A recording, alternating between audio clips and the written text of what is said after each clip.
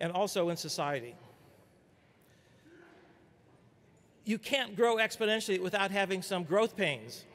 And this year, you will be hearing about changes that we've made in the meeting that should make it more comfortable for everybody here. There's over 8,000 of you. For more than 30 years, this meeting has prepared the world for big data, even before there was any big data, and how to navigate high-dimensional spaces. That was before computer memories were big enough to hold them. The MIT Press recently published a book that I wrote on the history of this community and some of our accomplishments. Check out their booth in the sponsor room. The 11 board members of the foundation are former general chairs of meetings, past meetings. As a new general chair joins the board, the oldest rotates off the board into an advisory board. And in this way, we have current knowledge of the meeting, because things evolve very rapidly in our field, but also we have institutional memory to help us understand where we came from. A new organizing committee is chosen every year to organize the meeting, which has become a more and more challenging undertaking. The first meeting had 400 people, and it was a lot easier for me to organize that meeting than it is for Sammy, dealing with a lot more concerns than we had to worry about back then. However, the organizing committee is not responsible for decisions made by the Board of Trustees. So he's starting with a fresh slate. Let's now hear from the organizing committee chairs about changes we've made this year and the extraordinary meeting that they have planned for us this week. Sammy.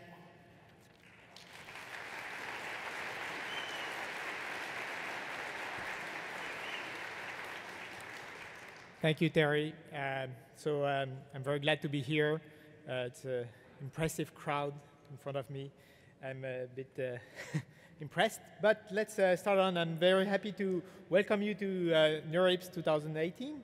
And first of all, welcome to Montreal. I love Montreal. I lived 25 years in Montreal. I'm very happy that it happens here today and this week. Sometimes it snows, sometimes it doesn't. We'll see, but enjoy the snow if it comes. Organizing a conference like NeurIPS is not easy. There's a lot of people involved. There's like, I don't know, 15 people involved. It's like a village. We have to talk to each other. My role as a general chair was first to name most of these people, choose the right ones. They were great. Some of them will talk to you in a few minutes. And second of all, to be like the one that tries to communicate and organize all these things between them and make sure that all the decisions are taken, and then talk to the board to make sure that everything is smooth and flows well. So I'd like to thank all of them for what they have done. So there's a list here. You have the program chair, Hannah, the co-chairs, Hugo, Kristen, and Nicolo, tutorial chairs, Jen and Samuel, workshop chairs, Joachim and Suchi, demonstration and competition chairs, Ralph and Sergio, press chairs, Neil and Kathy, publication chair, Roman, diversity and inclusion chairs are new this year. They will talk right after me, Hal and Kat. We also have a party chairs, there are two, Doug and Pablo. We have a new workflow engineer who's like a more stable person who will stay over every year to help us with all the technical details, Jeshuran. And we have our crew this year of volunteer workflow team, Trapit, Mathieu, and Chinmay. So all these people made this week possible in terms of the content. So I'd like to thank all of them if possible.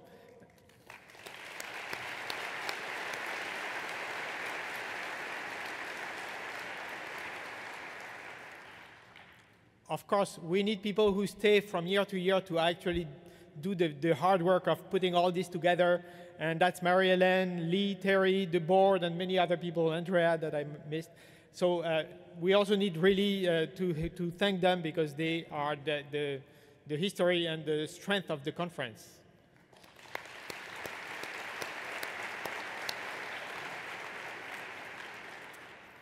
So we're going to soon hear about diversity and inclusion and then about the actual program. But I just wanted to highlight a few things that happened this year that are different from previous years. We had an expo day. If you happened to attend, that was yesterday. It was the first time we did it. There were many companies involved in that, so 15 talks, demonstrations, workshops. Today at the tutorial, I hope you enjoyed the day. There were 9 tutorials. 4 of them were accepted out of a set of 36 submitted, and then we had 5 invited tutorials. We will have later this week workshops. There were 118 workshops submitted. We accepted 39 of them for mostly space reasons. There are also competitions that are going to be presented with the workshops. We had 21 submissions of competition, and we accepted 8. There are going to be demonstrations shown during the poster sessions. We are going to show 20 of them out of 76 submitted. And we also have a lot of satellite events that are promoting a lot of diversity this year. So we have WIML that we've been working with for many years. We have Black in AI. We also had them last year. And now this year, we also have Latinx and Queer in AI. And so that's going to be a very interesting. If you have time to attend these satellite events, I strongly favor to at least visit them and see what they are up to. That's going to be very interesting.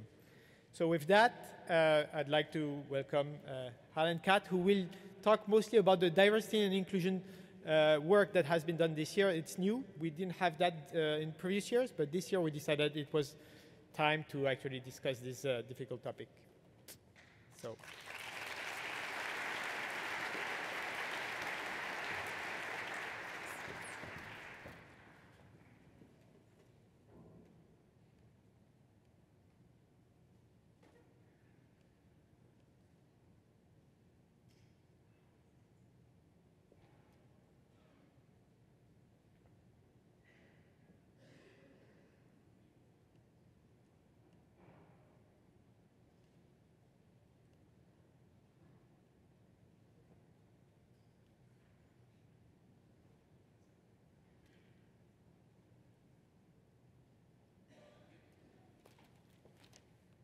Hi, I'm Catherine Heller. I'm faculty at Duke University, also a research scientist at Google Medical Brain.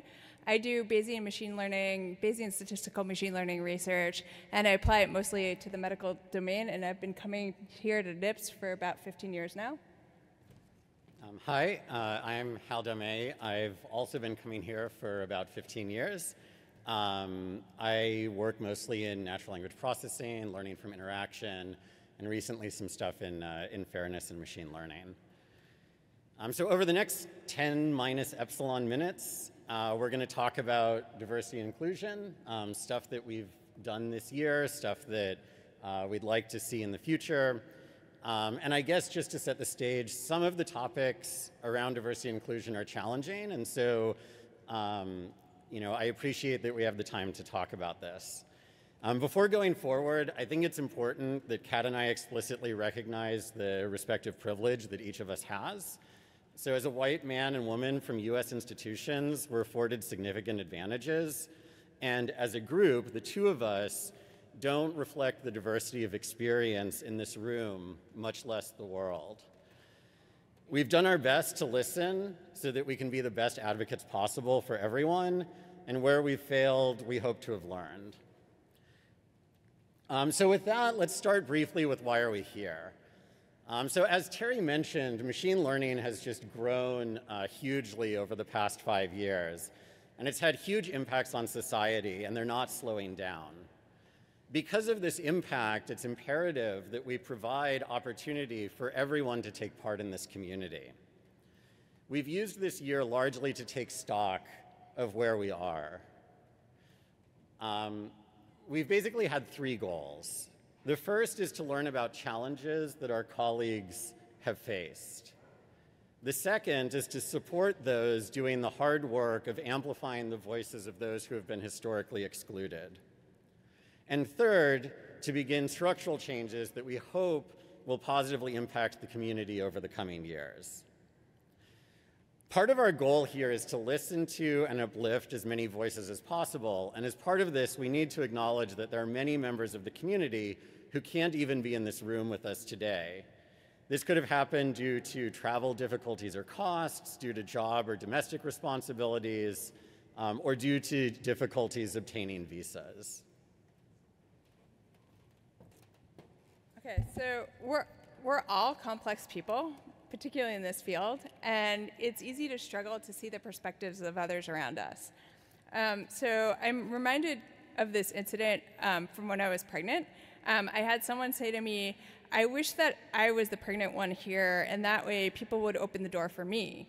And I think it's very easy for all of us to focus on the very visible benefit of having the door open for you, and not so much on the downsides of pregnancy, like vomiting over the toilet every morning.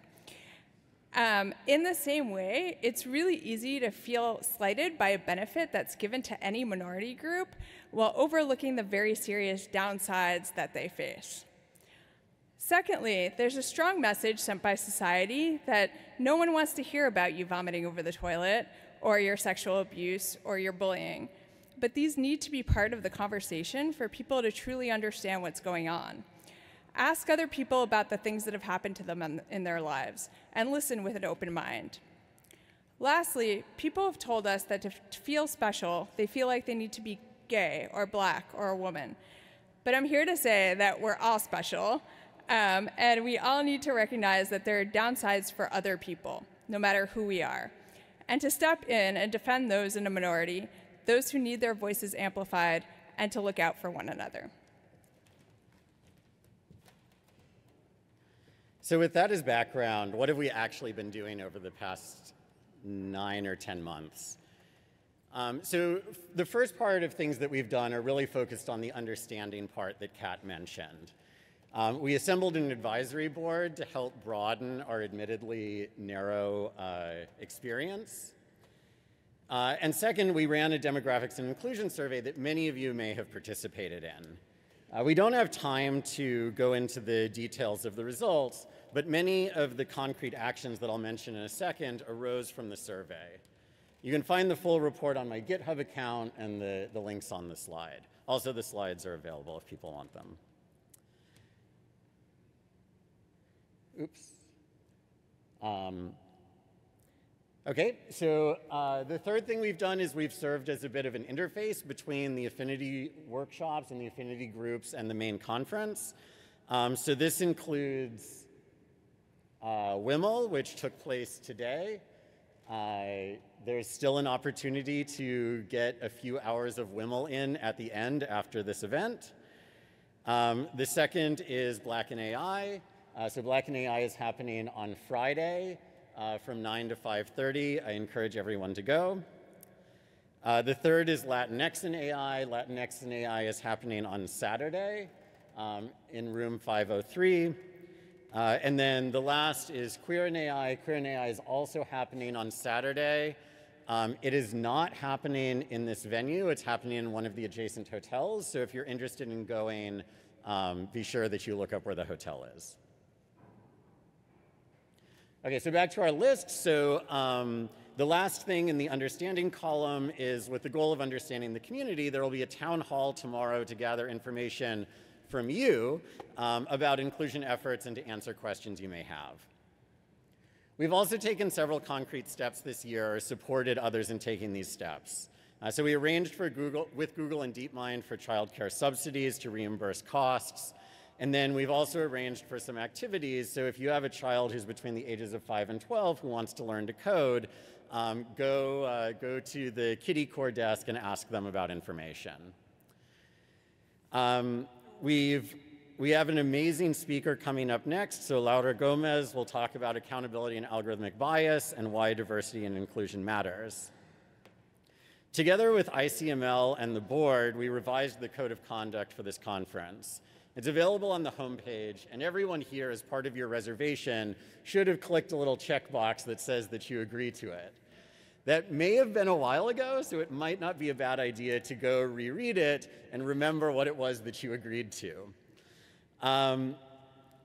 Echoing what Kat said, one of the sort of substantial topics in the Code of Conduct has to do with harassment and bullying.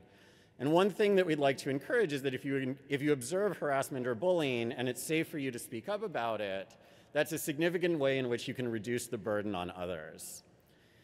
Now, if you're a non-confrontational introvert like me, that sounds very scary. And so it can be useful to have sort of go-to stock phrases like, we don't do that here, or that's not cool, or that's not as funny as you think it is, as things that you can practice saying and then get in the habit of saying. So expanding on these ideas, in an effort to get the community on the same page and acknowledging past issues of sexual harassment, bullying, and other unwelcome behavior, there's the ML Ally Pledge that anyone here can sign. Being an ally isn't a badge you wear. It's really about concrete actions that you take. And so if you're interested in some concrete action ideas, you can look at our Twitter thread, which has some concrete things you can do every day of the conference. We'd encourage you to sign it if it's something that you're willing to actually do the work to do. And we have stickers. If you want the stickers, you can have them too.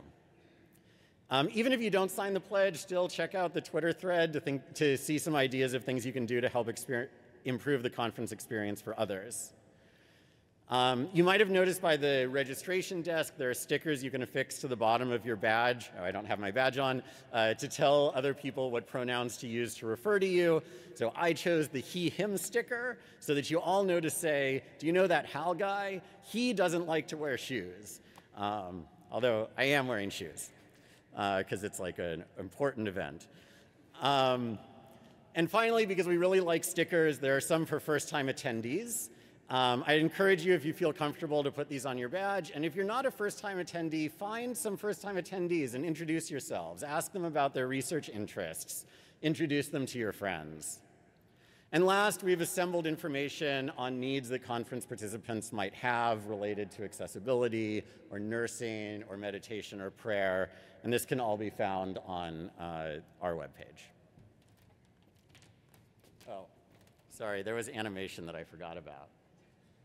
There we go. All right. Okay, so there have been very significant issues with obtaining visas this year, and I'm going to talk a little bit about that. It involves many people from all over, but maybe particularly involving those people in our community who are from Africa, including one of my own students, actually. About half of the over 200 people seeking visas at Black and AI have not been able to obtain them yet. For scientific exchange to be truly open, it's essential that everybody in the field is able to come together and share ideas. This year, we saw the importance of this in stark relief as many of our colleagues who had accepted work and presentations at the conference and our co-located workshops were not able to join us because of delayed and refused visas. This is not acceptable. Diversity and inclusion are key for all fields of science, but ours especially because of the power of the tools that it creates. The research we do and share here can be used to build a better world, but we can only truly make sure that everybody benefits if we're able to draw from a diversity of thought, experience, and background. We need to work hard to make sure our ideas are not stopped by any borders, national, social, or economic, because surely their impacts won't be. We have made great progress, but we have to work harder to make sure that diversity and inclusion aren't just words we pay lip service to, but are ideas that we take action on every day.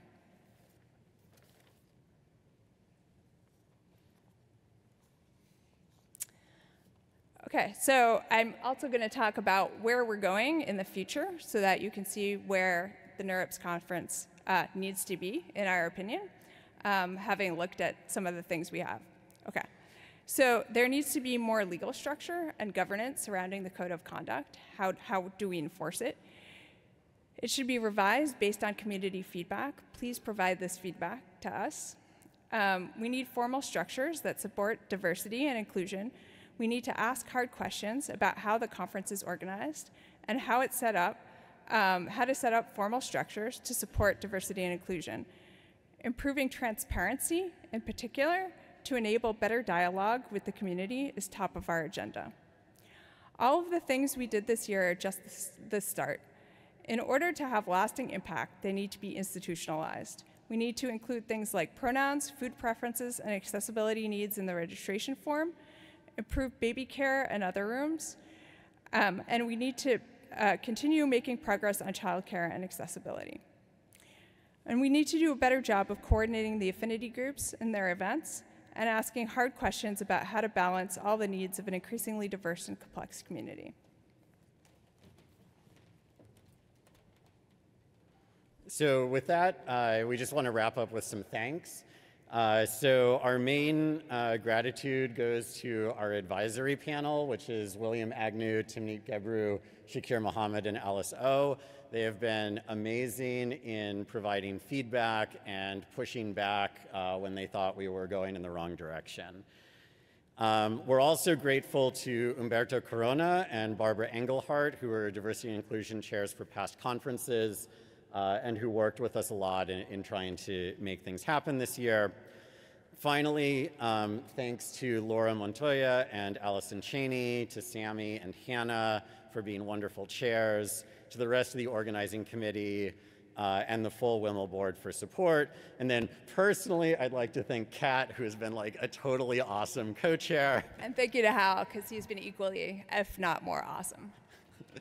And so with that, if you don't remember anything from this talk, here's the cheat sheet. Listen to others, make an effort, and speak up.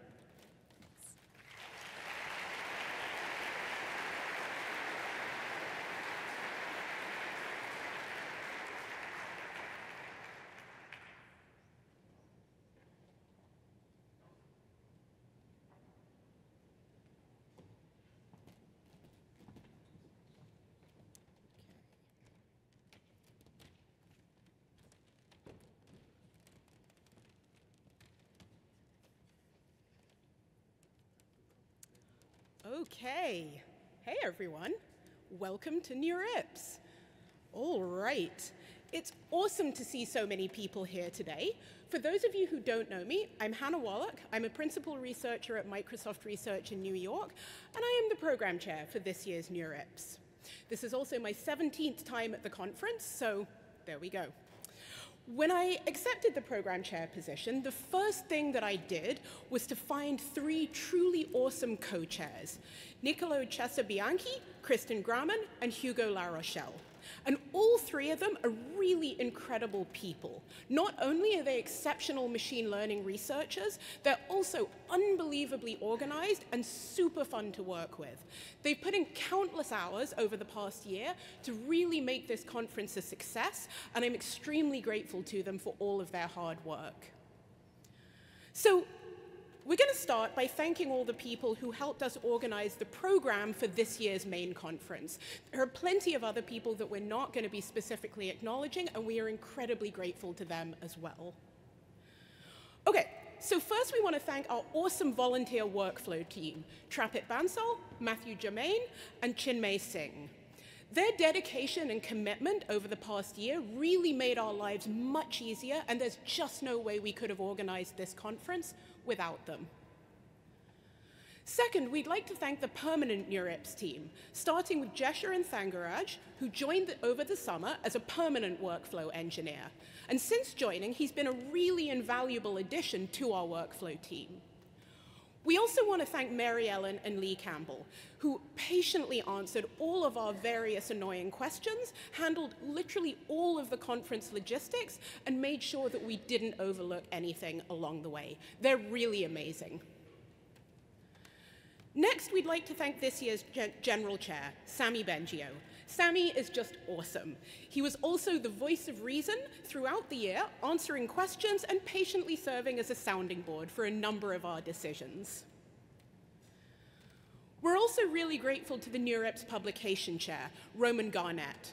It's thanks to Roman that the style files worked, including the updated ones just this past week, that the camera-ready process ran smoothly, and that the proceedings look nice. Of course, we'd also like to thank Terry and the rest of the NeurIPS board, who've been incredibly supportive over the year. I would also personally like to thank Baboon, our cuteness chair, who lives with Hugo, And on many an occasion, when things were going less than smoothly with the review process, Baboon appeared either in photos or video chats to cheer us all up. Okay, but more seriously, we'd like to thank all of the reviewers, especially those who wrote last-minute reviews, the area chairs, the senior area chairs, and, crucially, the authors. Without them, the conference wouldn't exist. Okay, so next we're going to tell you a little bit about this year's conference. So as you know, this is the biggest NeurIPS yet, with around 8,500 registrations. That said, you'll see from this graph that this number is pretty similar to last year's number of registrations.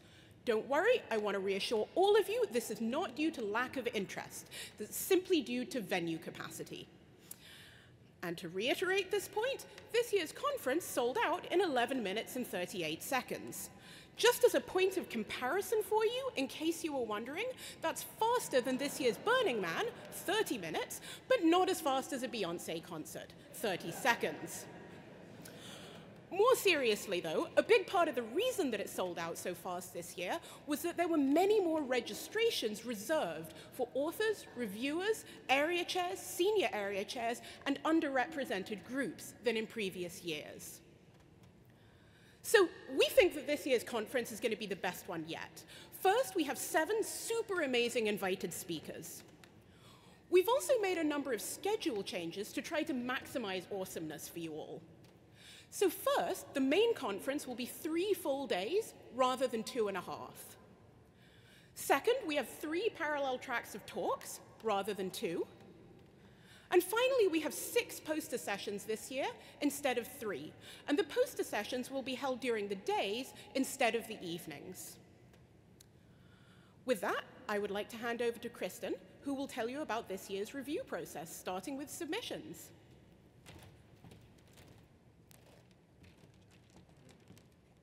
Okay, hi everyone, I'm Kristen Grauman. I'll talk about the submissions and the review process. First, we manage the submission and review process using the Conference Management Toolkit, or CMT.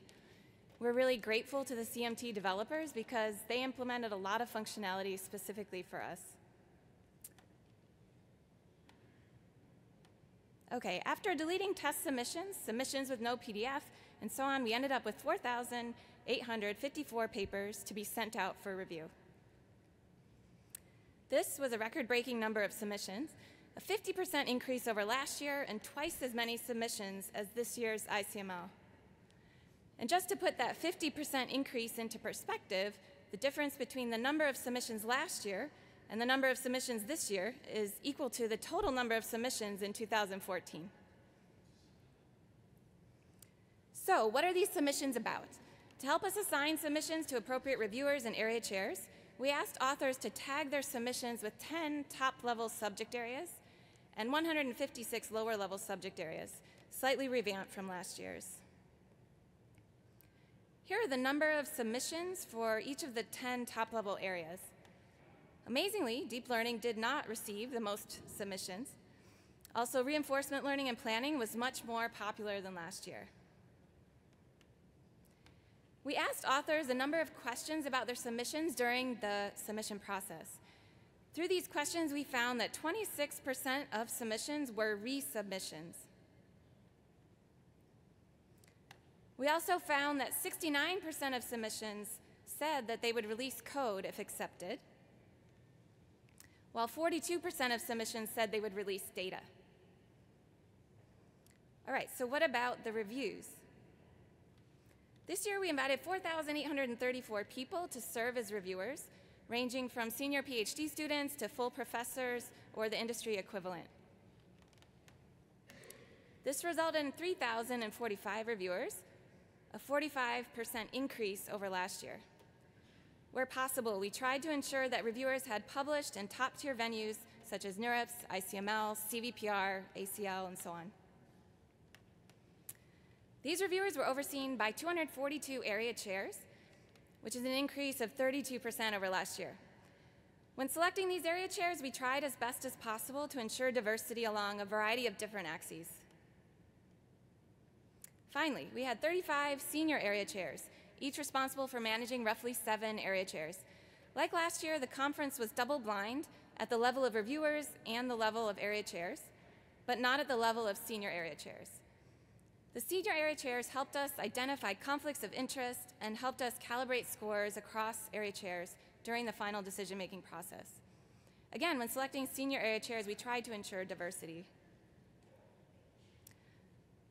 Like last year, we used a mixed integer linear program written by Sammy Bengio to assign submissions to reviewers and area chairs, and to assign area chairs to senior area chairs. This enabled us to satisfy a number of constraints during the assignment process, such as the number of reviewers from any institution assigned to each submission, number of submissions assigned to each reviewer or area chair, and the balance between positive and negative bids. We also augmented conflicts of interest stated by authors with additional conflicts derived from co-authorship information from the past 3 years, kindly provided by A Minor. And in addition to subject areas, we relied on information about submission content provided by the Toronto paper matching system. We also completely redid the reviewer guidelines for this year with a large amount of help from Dee Scully and Jasper Snook. At the end of the reviewing process, we ended up with just under 15,000 reviews, at least 3 per submission, and in a few cases 4 or 5. We also ended up with 17,000 discussion posts on CMT. We asked reviewers a number of questions during the review process. First, we asked reviewers whether they had previously reviewed or area chaired each of their assigned submissions for another conference or journal. We found that 18% of resubmissions had been previously reviewed or area chaired by one or more of their reviewers. We also asked reviewers how confident they were that each of their assigned submissions could be reproduced by others, assuming equal access to data and resources. Of the 15,000 reviews, we found that 85% indicated that the reviewer responsible was somewhat or very confident that the corresponding submission could indeed be reproduced by others. I'm now going to hand over to Hugo. Okay, so let's talk about acceptances. So after a set of meetings with the 35 senior area chairs where we're trying to agree on decisions and try to be as calibrated as we could, we ended up with 1,010 accepted papers. And that corresponds to an increase of 49% over last year that you're seeing here in this graph. And these papers, they corresponded to 30 accepted as oral, 168 as spotlights, and then 812 as posters only. And so overall, with 4,854 submissions, that makes for an acceptance rate of 21%, which is about the same as last year. If you're wondering how that varies across subject areas, we're not going to show all the 156. But for the top 10 top-level areas, you're seeing the acceptance rates here, and generally speaking, they're comparable across areas. We also calculated the acceptance rate for resubmissions, and we found that to be 25%. We also looked at whether that changed, whether at least one of the reviewers had previously reviewed or area chaired that paper at another conference, and that didn't really vary. It was either 26% or 24%. Of the accepted papers, 44% actually provided the link to code or data during the camera-ready process. You'll notice that this is less than what was declared in the overall submissions. We also, much like last year, looked at various statistics related to putting papers on archive, which people could declare when they submitted, or on social media, and so on. So 56% of submissions were reported as being posted online, which is actually a significant increase over last year. Last year was 43%. So we also asked reviewers whether they had seen their assigned submissions online. And we found that submissions that were reported as posted online, so 35% had been seen by one or more of the reviewers. All right, so then we can start comparing acceptance rate based on these quantities. As a reminder, we're talking about an overall acceptance rate of 21%. So now if we look at the acceptance rate for submissions that weren't reported as being posted online, we get 16%. So as you notice, this is 5% lower than the overall acceptance rate. And this is about 1% higher than the same quantity as measured last year. Now, also, we looked at the acceptance rate for submissions that were reported as posted online, but not seen by any of the reviewers as they declared it. And that's 20%, which is about the same acceptance rate as the overall. It's also 5% lower than the same quantity as calculated last year. And then we can look at the acceptance rate for submissions that were reported as posted online and seen by at least one of the reviewers, and that's 34%. And that's 1% lower than the same quantity last year, so about the same, and obviously higher than the overall acceptance rate. Now, that said, as most people know here, it's hard to take any causal conclusions from observational data. There are various explanations that one could give to these numbers. Maybe reviewers think more positive submissions that are posted online, or maybe some of these submissions were more polished, or a mixture of both, or some other completely different explanation. So we do caution people for reading too much from these numbers. It is sort of interesting that these quantities have, except for the total number of papers that have been posted online, has not really varied from last year. And now I'll hand it over to Nicolo. Hi. So before wrapping up, I want to tell you something about the awards and announce this year's awards at NeurIPS. So one of the many changes we implemented this year was to ask area chairs to rate each review as exceeding expectations, met expectations, or failed to meet expectations. And then we used these scores to identify the highest scoring reviewers. And of these, 218 were awarded free registration, and 732 were awarded the reserved registration, which is also a precious item. And we also want to thank Dee Scully and Jasper Snook for suggesting the idea of reserving registration for high-scoring reviewers. So now we are delighted to announce that there are 4 Best Paper Awards this year. We've been generous. And this paper were selected by the Best Paper Award Committee on the basis of area chair and senior area chair nominations, high scores, and strong reviews. And you can read the names of the committee on the slide. So in order of when they will be presented at the conference, these are the 4 papers. The first one is Neural Ordinary Differential Equations by Ricky Chen, Yulia Rubanova, Jess Bedancourt, and David Duvaneau. A round of applause.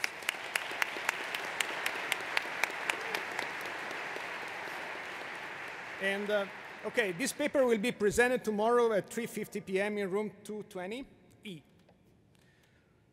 The second one is nearly tight sample complexity bounds for learning mixtures of Gaussians via sample compression schemes by Hassan Ashtiani, Shaiben David, Nick Harvey, Christopher Liu, Abbas Merabian, and Yaniv Plan.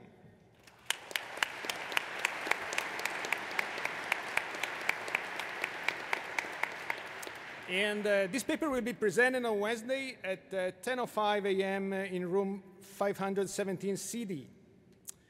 So the third paper is Optimal Algorithms for Non-Smooth Distributed Optimization in Networks by Kevin Scaman, Francis Bach, Sébastien Bubec, Laurent Massoulier, and Itant Lee.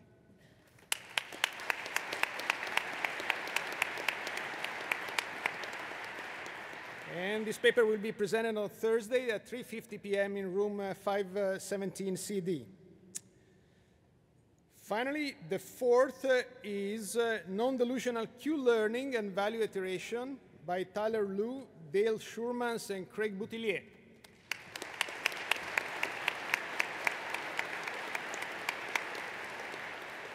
So this paper will be presented on Thursday at 4:25 in room 220 CD, and we do want to point out that there's been a schedule change because of overlapping between Best Paper Awards. So this is not a time that is listed on the printed booklet, okay?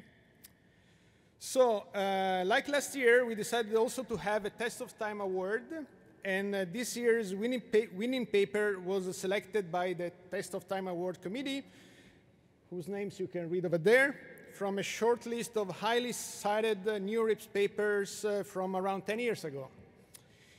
And the winner is The Trade-Offs of Large-Scale Learning by Léon Bottou, Olivier Bousquet.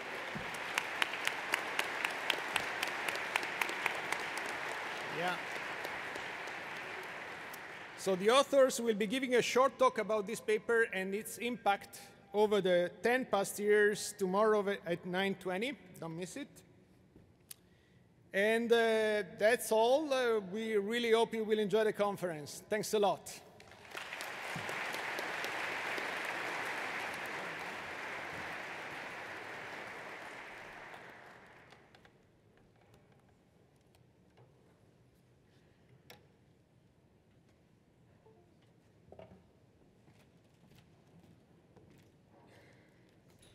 Okay, so I'd like to introduce our speaker. Comes next, Laura Gomez. Laura is the founder and CEO of Atypica, a venture-based startup and a founding member of Project Include. She's worked at Google, YouTube, Jawbone, and Twitter, where she was a founding member of the international team, leading Twitter's product expansion to 50 languages and dozens of countries. She's involved in the Tech Women program and serves on the board of the Institute for Technology and Public Policy. Laura is going to talk to us today about accountability and algorithmic bias, why diversity and inclusion matters. Let's please welcome Laura.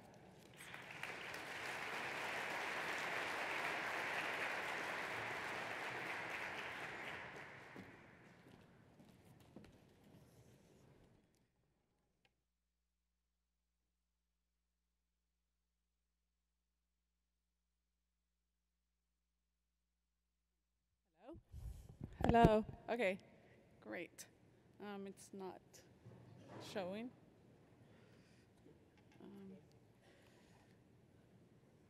Yeah, it's not showing. Okay, great. Hi, everyone. As Catherine said, my name is Laura Gomez, and I'm very happy and honored to be here. I'm not here to shame anyone, and I'm not here to actually talk about the importance of diversity and inclusion. Obviously, you will hear from the committee chairs tomorrow, but I will more talk about why I have a startup that's called Inclusive AI, and why I think this is important, and talk a little bit about me. I tend to put myself in difficult situations, including speaking here. I don't think it'll be as difficult as Elon Musk last year, but here I am. And here, why do I think this is really important? Why is it that I traveled all the way from the Bay Area to be here? I do believe, and I actually agree to Sophia Noble, who wrote a book called Algorithms of Oppression, and talking about how artificial intelligence will become a major human rights issue in the 21st century. And we're not talking about it right now. We should be. Because everyone that's not in this room and anyone that is either an underrepresented group feels like artificial intelligence is actually a monster that's going to take over our lives or automate our jobs. So it really is important to try to make sure that we are having those conversations, those difficult conversations about where AI is heading, specifically where we should hold each other and ourselves accountable. I'm not here to actually vilify AI, because I do believe AI is a very beautiful thing. Otherwise, I am all about very Baroque art. So I if it wasn't for machine learning, they wouldn't have correlated these two pieces of art that are like hundreds of years apart. And so you see in the yellow is actually the composition. You see the red and the blue squares to actually thinking about all the structural similarities that an art historian wouldn't have caught manually. So I do think the machine learning and AI are bringing us to the next level, but we need to understand what else are we doing outside the beauty of our field. So first, you might be wondering, why is she speaking here? So here, I'm going to go into me. That's me. I was born in Mexico. I was born in León, Guanajuato, Mexico. Are there any Mexicans? Yeah, one. I am the more fashionable child on this photo against my poor sister. And so as many, I am also an immigrant. I immigrated with my family to the United States, to the heart of Silicon Valley. So my experience has been in Silicon Valley. I grew up in the 90s where access to computers and engineering was not something that was so foreign to me. That being said, people that looked like me weren't in the field, and therefore I was almost of the time felt not myself. And why am I here? So first, it's Canada. And second, I really do believe this is a very beautiful city. And third, I've never really had practiced my French from high school, so I'm trying my best. What is Atypica and what is, how am I the CEO and founder? As I said, I put myself in difficult conversations and situations, and if it wasn't for a panel 4 years ago with leaders of Facebook and Google of diversity and inclusion and the American civil rights leader, Reverend Jesse Jackson, I was at Stanford Law on this panel talking about diversity and inclusion, and I threw out a question. I said, you have the best data scientists. You are creating a self-driving car, and yet you can't figure out diversity and inclusion through AI. And no one in my panel actually was able to answer. So I decided, being who I am and feeling myself as someone that's always on difficult situations, I decided to start a startup. First, being a solo founder, and then second, in a field that I wasn't very comfortable or knowledgeable in, but I knew that data was going to really make an impact. The other two, I didn't really have any control. I didn't control the fact that I'm a female founder, and I didn't control that I am a Latina looking for investment in Silicon Valley. And if anyone ever feels like that they have a challenge, try to raise investment from venture capitalists while you're a solo female founder with an accent. I'm also a founding advisor of Project Include. These were alongside Ellen Powell and other amazing 7 women that we have a collective 145 years of experience in tech, in venture capital, and as engineers. And so we decided that we didn't want to talk about it. We wanted to actually build something. So we built a startup, a nonprofit, and it's projectinclude.org. And not only that, we have 110 pages on how to really move the needle in diversity and inclusion. Obviously, it's really, really important for us to not only talk about it, but to actually do something and make recommendations. And I came here because I do my best to research all of the conferences I speak at.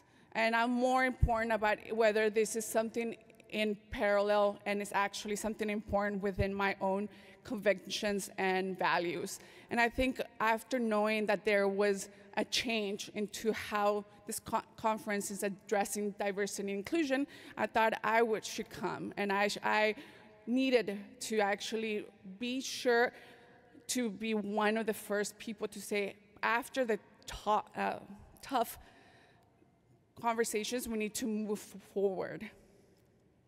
So my wish is for all of you after my talk to evaluate your role in AI bias and inclusion, and it's not just inclusion of your dating sets, but also all your inclusion and who you're talking to and who you're hiring or who you're teaching if you're a professor here. And how are you encouraging people to stay in the field? To find the empathy and value, as I said, in difficult conversations. I think I've had really a lot of tough conversations with my investors, with my peers who are founders, and I think that there's always progress to be done, but as long as we're empathetic in the process. And that we don't think about this just at this conference, but we're thinking about it, the companies, the institutions, where we live, whether we're in the United States. Again, they pointed out, Catherine and Han actually pointed out our African peers. So really thinking about diversity and inclusion beyond today's conference. And also, I do think that it's important that everybody builds accountable AI in a way that allows humanity to actually triumph, and instead of just all of the other cases that I will be going over. So the case for diversity for me, I don't really try to make sure that that case for all of you would be applicable, but for many people that are underrepresented here would probably echo what I went through. I started in tech at 17. My first internship was at 17, right before college, where I was accepted into the EECS program at Berkeley, and I didn't stay in that program, even though I had a full ride scholarship to one of the most prestigious university in the world in engineering, and I didn't stay because I didn't feel there was inclusion in my field in the late 1990s. How tiring it is to be the first of anything in your career is very tiring. It's to be the first engineer, the first graduate of a college in your family, the first product woman in an organization, the first anything, the first female founder, the first Latina to have raised the largest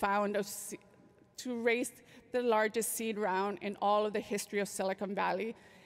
I'm not proud of that. I think I shouldn't just be the first. I actually was born in the state of Diego Rivera, and there's a lot of imposter syndrome. There's a lot of things that are happening, and it happens every day. So with Diego Rivera, behind Diego Rivera, he was married to Frida Kahlo on the right. And even through her work, she talked about how hard it was to be the first.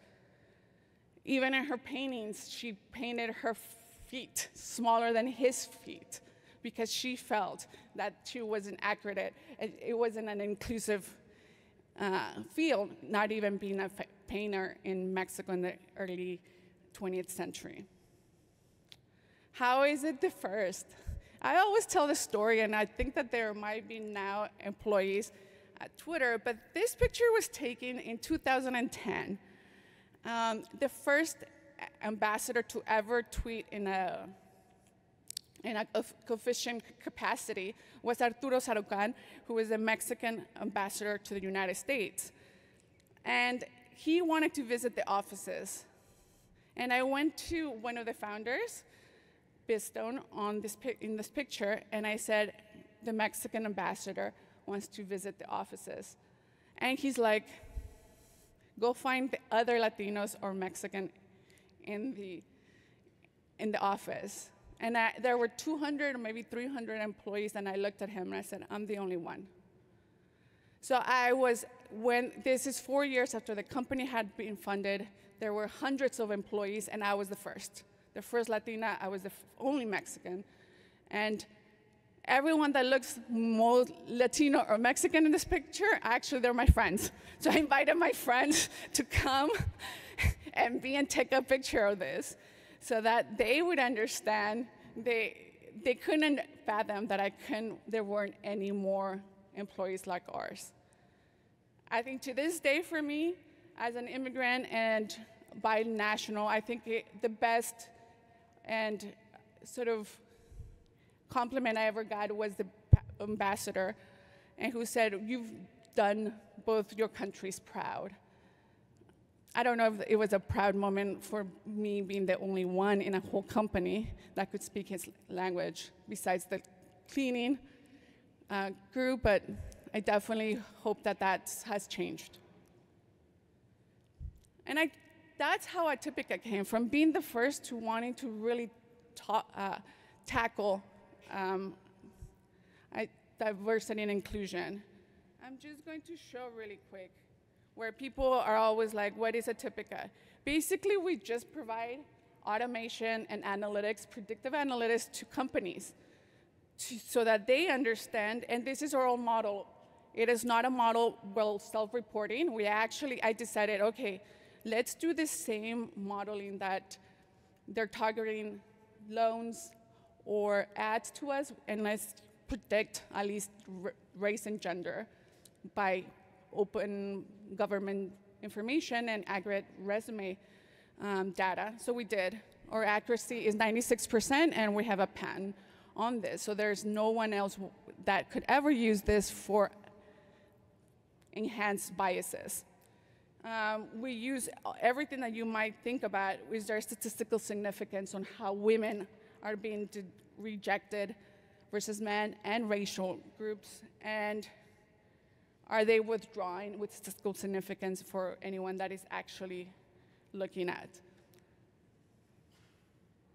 But if we go back to what if Atypica algorithms were wrong, what would we do?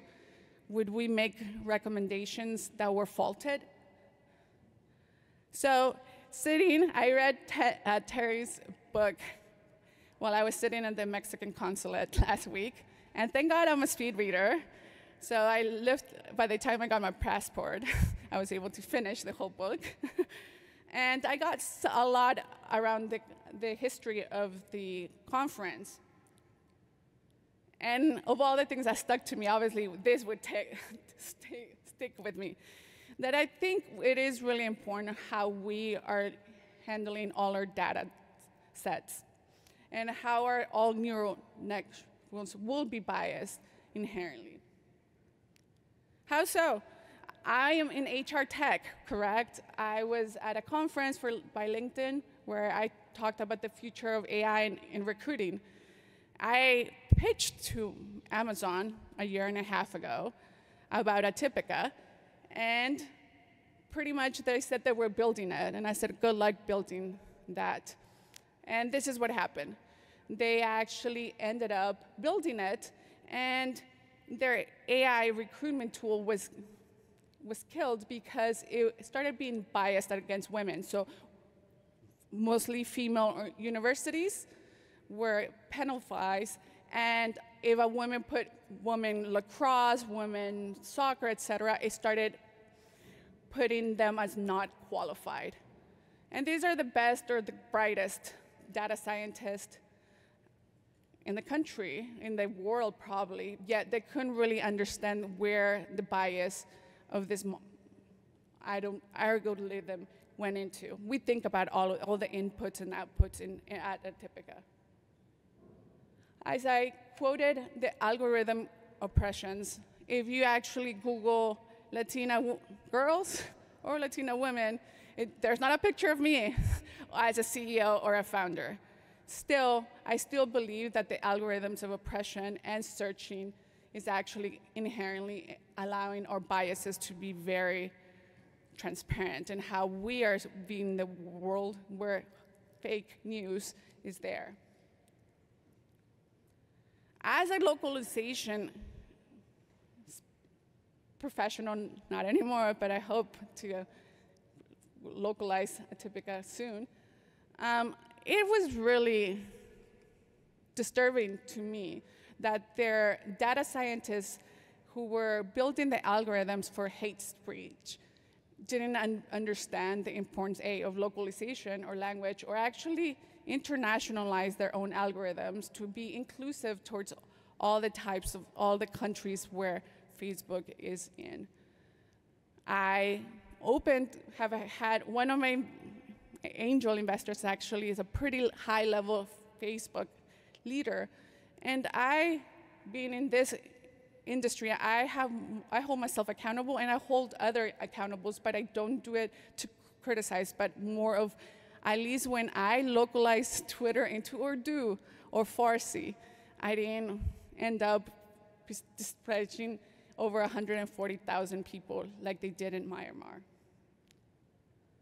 I also think as academics, we need to think about what tools are we using and all the biases. And I actually started my graduate degree, and after 2 years, I decided not to continue it as a sociologist. And I left. But we all know and we all read about all the biases in the library discovery systems. And even black robots are impacted by racism.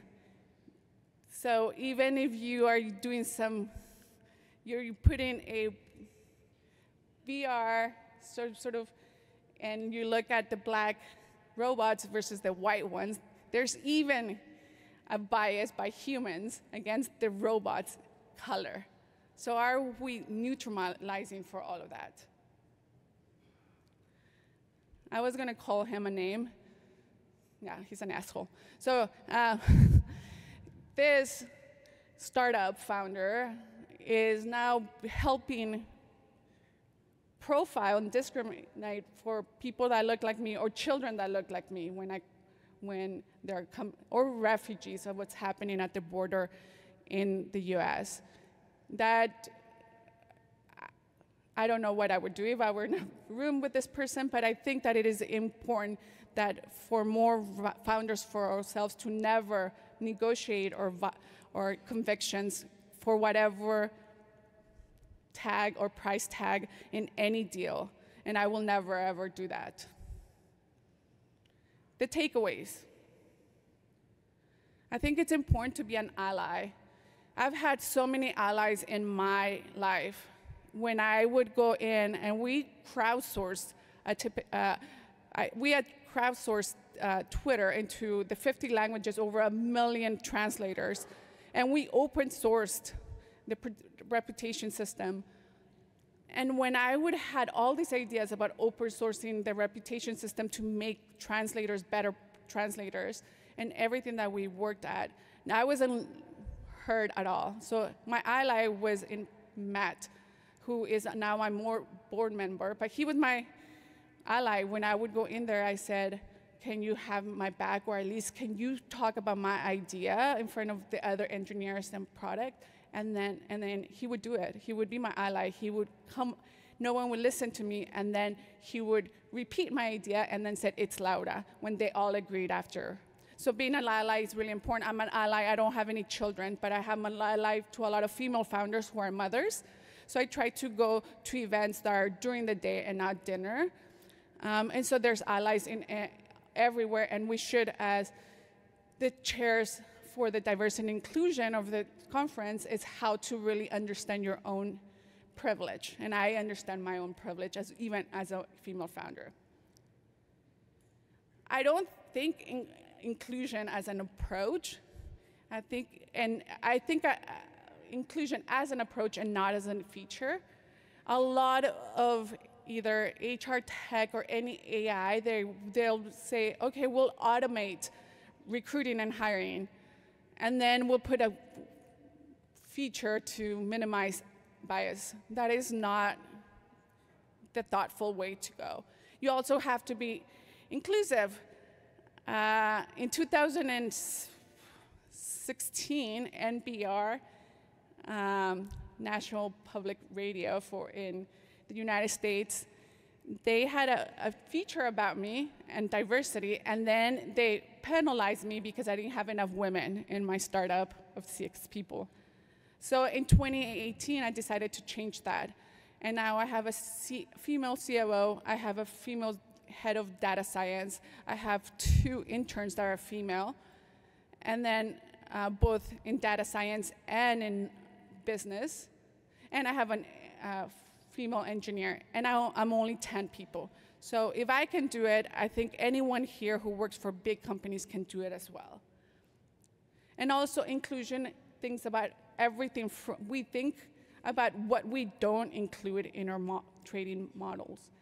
We don't have a search function in our product, and we actually neutralize for a more of an idealistic tech industry that actually has 50% technical roles for women and 50% for men. And so I've had a lot of ethical conversations with other data scientists that don't think that my approach is the best, but until we get there, maybe that's where I will renegotiate my training set.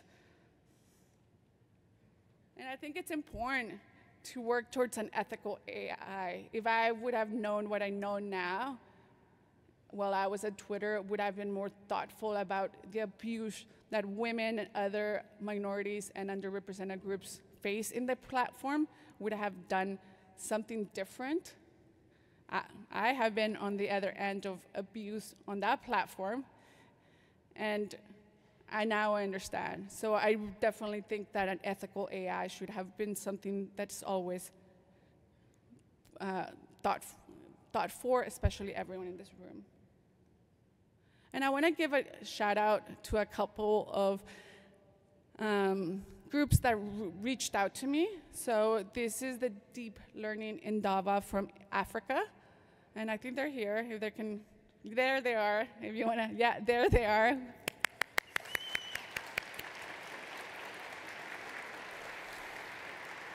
And some of their peers obviously are not here, and I think, thank you for all the work that you do about AI as inclusion for the continent of Africa.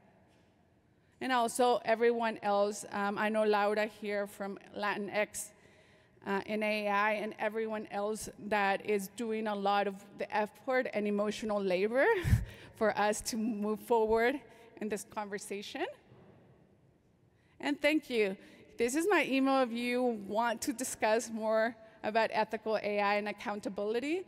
And for any reason, if you work for a company that you think could use a Typica, feel free. Or if you just want to grab maybe coffee or something, I'm leaving Wednesday.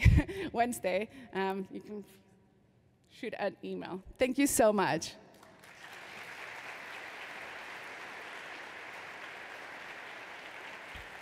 Do we have any questions?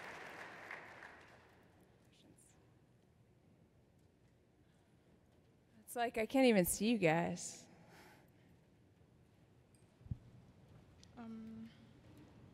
Hi.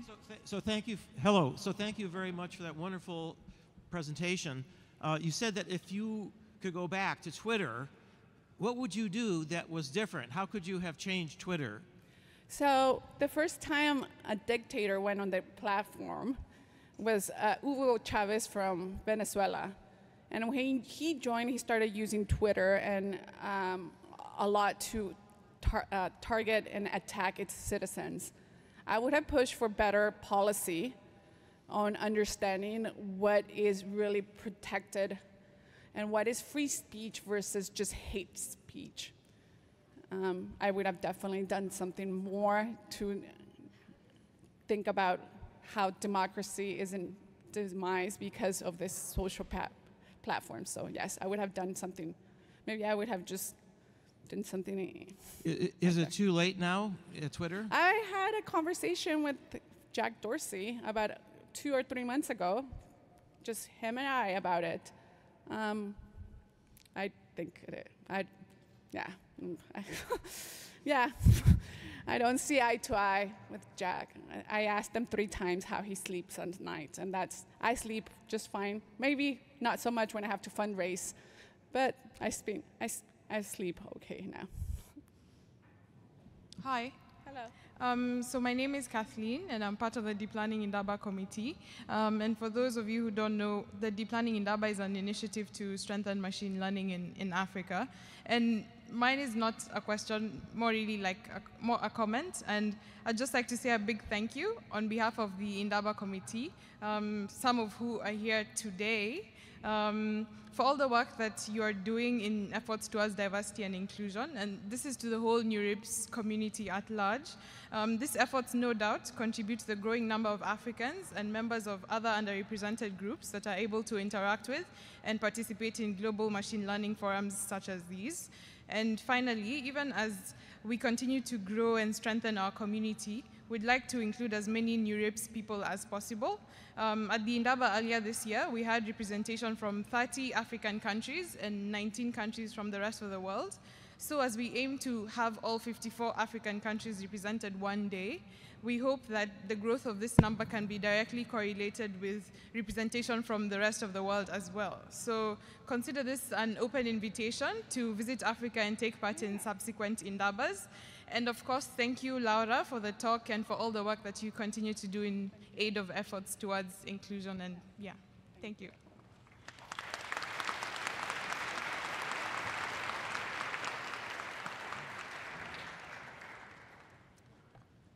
Hello. Hello. Thank you so much for supporting women. We need such a woman like you that support us. But I have 2 questions. First of all, if as a CEO just support women as all of head rules or just position that is good, is not some discrimination against men? No, I hire the best. I don't think there's any discrimination to understand about inclusion. Just like I would like to hire people who are over 40 or people that don't have the fields or tech. I think there's no discrimination as much as more thoughtfulness into actually have built companies where people feel included when they come and not against men. I have amazing men in my company, so they're thoughtful, they're incredible, so I don't think it's necessarily about discrimination, but much more about inclusion. Okay. And if there is a case that I have 2 applicants, one a man, another one a woman, and a woman is smarter than man, and I know that if I just reject the woman, she can find another job, but the man cannot find another job. So what should I do in this case?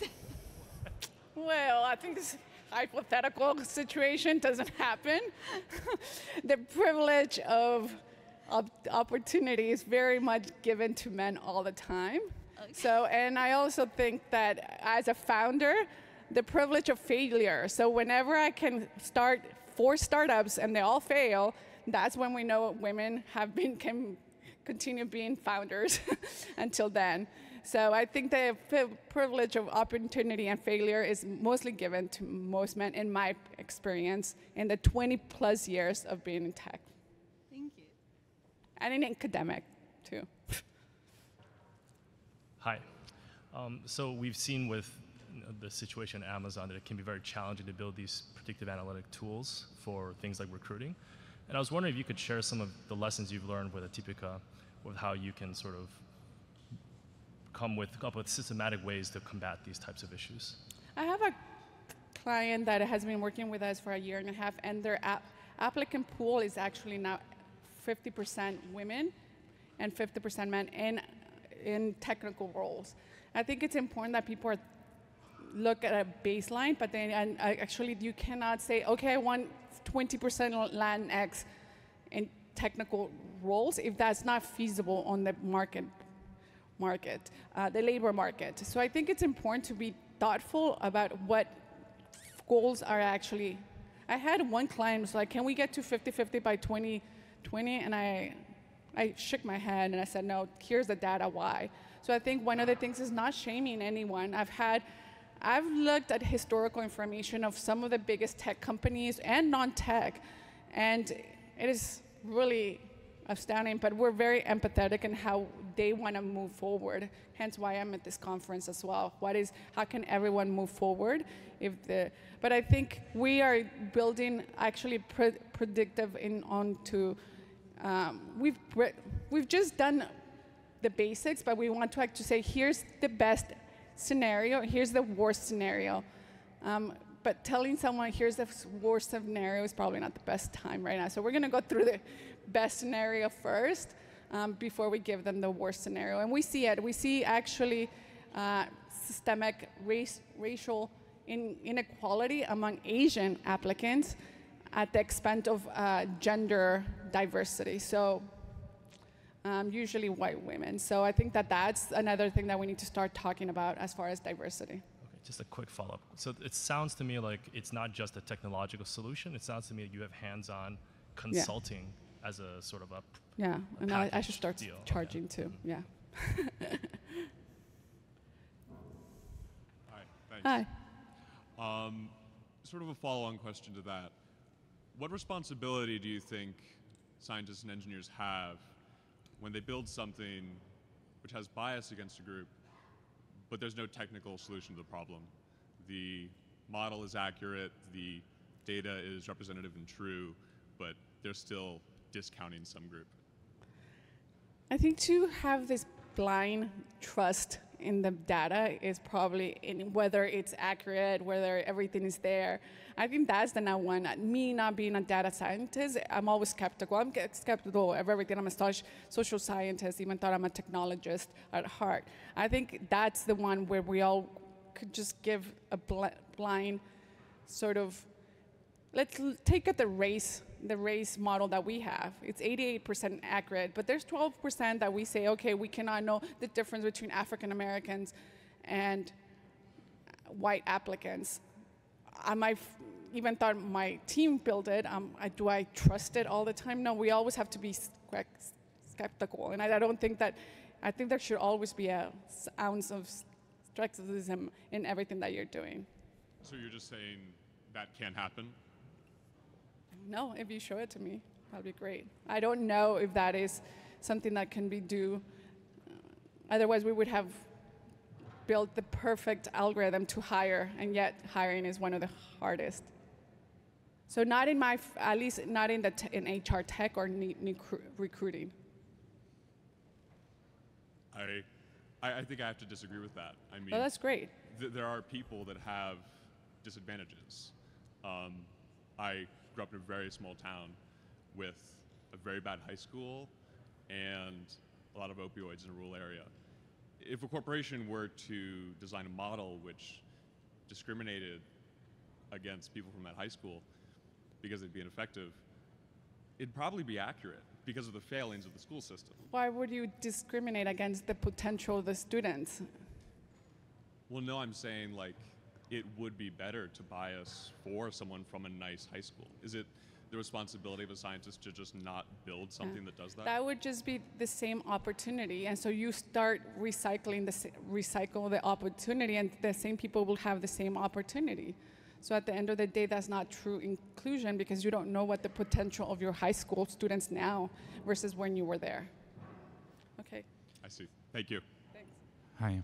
I saw in your infographic and in the goals for inclusion that you mentioned that you talked about men and women, but do you have any plans at Atypica to include non-binary individuals? Definitely, and I want to be able to be very thoughtful, just like we're looking into ageism and other things. I think non-binary is one of the things. New York actually just passed New York City, I think, legislation on non-binary. So I definitely think that we need to be thoughtful about how to really represent that in our modeling and also in the product itself, so that it's not just right now binary to cisgender that we were born with or in our names. Thank you. You're welcome. Hola, Laura. Hola. I'm Joaquin. I'm a Latino as well. I work at Facebook on AI fairness. You work at where? I work at Facebook on AI fairness. Yeah, I have a question. As you built Atypica, I'd love to know what experiences you had on dealing with the tension between privacy and being able to compute metrics, because you mentioned you were building algorithms to infer people's race, for example, and I found that to be extremely problematic with some people who feel extremely uncomfortable about it. But then, of course, you can't measure if you don't have those attributes at the same time. So I just want to get your thoughts on that. Definitely. I have an angel investor who is an employment lawyer, so I'm very thoughtful about how we're, just like maybe Uber or Airbnb, when they started doing like ride sharing, or people in your homes needed the best legal information, like help. And I do think about that. I'm very thoughtful about not just me, but anyone doing AI is going to be in a court around discrimination. For Atypica, because we have a different perspective, I think it's really important to say, here's your aggregate information. I'm not going to infer Laura, or I'm sorry, your name? Joaquin. We're not going to be like just Joaquin and Laura. Really, we do aggregate information, so in that way it's much more thoughtful about the patterns and the statistical significant sort of areas that they need to focus on versus who we are. Thank you so much. I'm going to put everybody else who has questions off to ask Laura in person. Enjoy dinner. I'll see you later.